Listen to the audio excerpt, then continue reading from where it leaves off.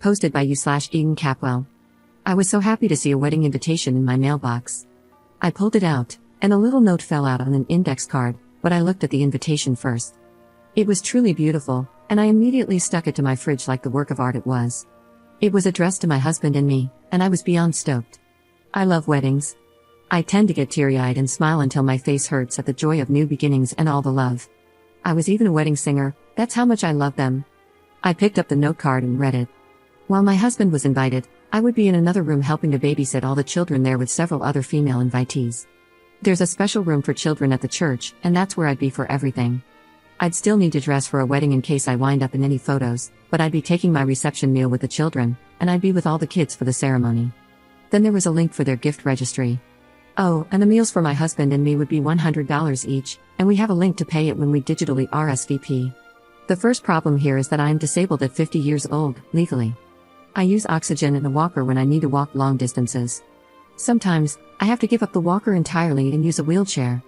I'm not proud of it, but there it is. I could happily sit in a room and look at kids, but I'd be pretty useless to prevent a fall or stop a child from choking or anything else that would require me to move quickly. Second, my husband isn't the one who has been friends with these people since childhood.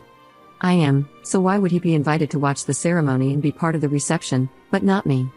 My husband said he'd happily watch the kids and let me attend the wedding and reception, but the invitation specified that only other female invitees would be watching the kids, so I doubt they'd let him. Is this a normal thing at weddings now? Do you pick guests to babysit other guests' children? Should I call them up and explain my health situation, even though they already know it and visit me during my multiple hospitalizations a year? I hate having to pull the health card, but honestly, what were they thinking? I confess that I feel offended and hurt that I'm nothing more than a babysitter to them who is expected to pay for my supper and babysit for free. Would I be wrong to simply tell them we won't be able to attend and to find another sitter? And if we don't go, do we still send a gift? Edit. I know these folks because my mom, rest in peace, and the bride's grandma were besties. So, I grew up with the bride's mom as an almost sister to me. We went to school together, graduated together, worked at the same place twice, and have been super close since. The bride is like a goddaughter, or at least I thought she was. I'm gobsmacked here. The church where they are getting married is a Southern Baptist church.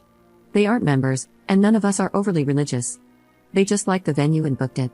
I've never been inside, but it's lovely on the outside, and apparently, it has a childcare room that is big enough for a bunch of women and kids to comfortably stay in for a wedding and reception. We're all American. The groom's family is related to my family via marriage, and the bride and groom met at my house at a cookout a few years ago. I've always been way closer to the bride's family though. I knew that there had been a proposal. I got FaceTimed about 10 minutes after it happened, and my husband and I cried, laughed, wished them well, and oohed and awed over their story in the ring. I was expecting an invitation, sure, but not like this. The last time I had lunch with the bride's mom, she told me they're inviting around 200 people, so it'll be a large wedding with, I'm assuming, a ton of children. No, I don't hate kids. I love kids. I would have loved to have kids of my own, but my body just wouldn't do it. It took 2 miscarriages and a stillbirth to finally make me accept that it wouldn't happen for us. We are in the process of adult adopting 2 young adults that we brought into our home when we found out they were kicked out and homeless at 18. They've lived with us for years and we're making it legal. They call us mom and pop, and we're a family. I'm still considering my options. I've started and deleted multiple emails to the bride's mom. I'm a raw nerve right now, and my tone isn't the kindest. I want to keep it all in writing so there can be no he said she said. I plan to ask if they incorrectly sent me the note about babysitting since they know I physically cannot do that. But every inception of the email led with, WTF Donna, so I need to think about it some more. Update 6 days later. I spoke to my friend, the mother of the bride, and I'm pretty upset. I've been bawling for most of the day. She called and said that they were getting a lot of backlash from the wedding guests. No one wants to pay $100 for dinner, and only 3 of the women asked were okay with babysitting. I told her I understood that the guests were upset because it's just tacky to 1, be asked to pay and 2, be told you are invited but only to babysit. I told her I would not be a babysitter, at all, like just now. She got mad and brought up how we were lifelong friends. She said I'd be helping them more by babysitting than I'd be helping by simply sitting in a pew watching. I reminded her that I couldn't physically help at all due to, being legally disabled. She said they completely understood that and expected me to simply supervise the other sitters since they trusted me most. Again, I told her that I felt it was insulting to be voluntold, thanks Reddit for teaching me that word, that I'd be babysitting and that I had no desire to do that, especially not dressed in formal wear. Then we got to the truth. She said she didn't know if I'd be in a wheelchair that day or require a walker. That's fair, I don't always know which one I'll need. She said they wanted everyone in pews for the wedding video and that me sitting in a wheelchair would make me stick out and ruin the video and photos. I said, if I need a wheelchair that day, I can move to a pew, and my husband can put the wheelchair in another room or back in our car. I may not even need it that day. Then she said, well, space is limited in the pews. You would take up the space of 2 people with your purse and oxygen tank. I replied, no, I would not. I wouldn't bring a purse in, and the oxygen tank either sits on my lap or between my feet. It's like a little backpack. Then she said, well, having you in oxygen in the photos would be distracting from the other people. And there you have it. Words were exchanged, and she hung up on me. I haven't been removed from any social media yet, but I fully expect to be. I already feel awful for being this way at only 50 years old. I didn't choose this. I didn't want this. If she thinks it's awful to have it photographed, just imagine living with it. Which is what I told her before she hung up on me. I'm devastated, just devastated. Second update 8 days later. I'm not in the greatest headspace. I don't think I've ever been less okay, honestly. I did not register to RSVP or communicate with them further until another invitee got in touch with me and said that the mother of the bride, a person I thought of as basically my sister, was bad-mouthing me into the ground. I explained my side, and our mutual friend was livid. They told the mother of the bride and the bride that they were wrong to want to exclude me because I might or might not need a wheelchair and would have oxygen on my face.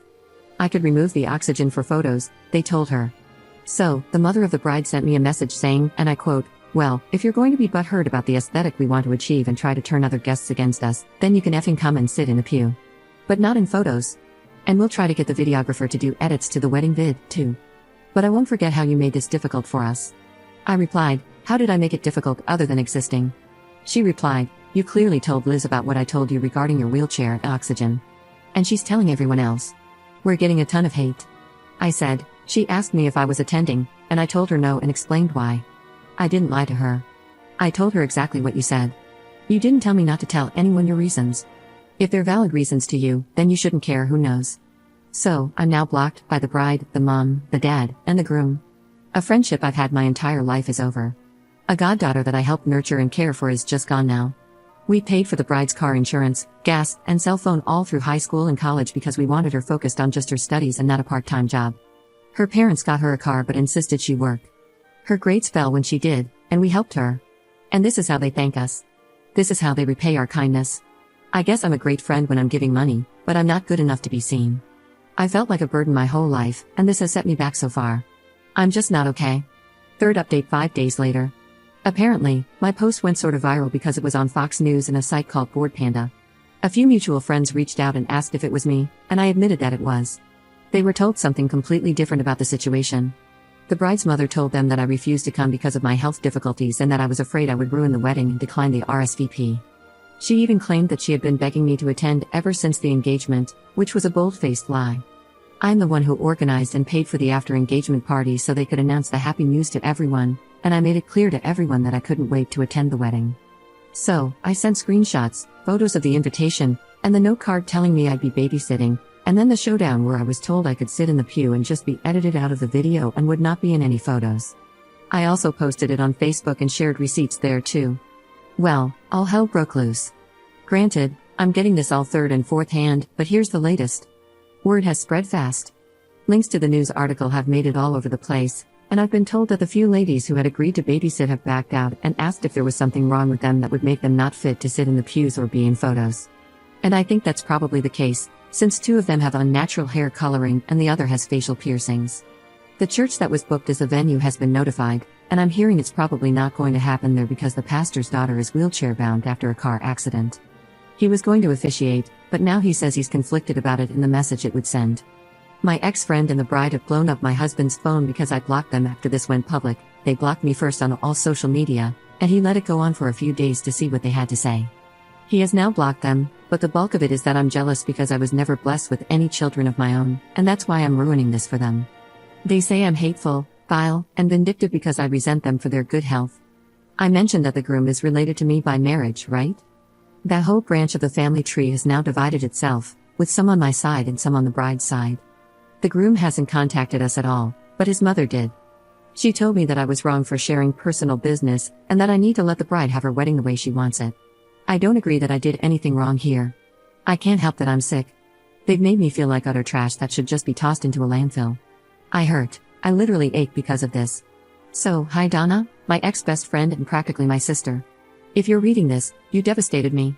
I'm not okay. I don't know if I'll ever be okay again. I invested time and money into both you and your daughter. I gave you both a home when your marriage was messed up and never charged you rent or asked for help with groceries or utilities. For over a year, you lived in our home, and we paid your way, so you were wrong to treat me this way. My oxygen mask and possible need for a wheelchair should be the last thing on either of your minds, because what matters most is that, despite feeling as bad as I normally do, I was still going to put on my best dress, make myself look presentable, plan to smile on my face through my pain, and show up for you like I always have. But I never, ever will again. If people noticed me in your photos at all, it would have been because I had the biggest and most proud smile of anyone there, and they'd see the love I had for you radiating from the image.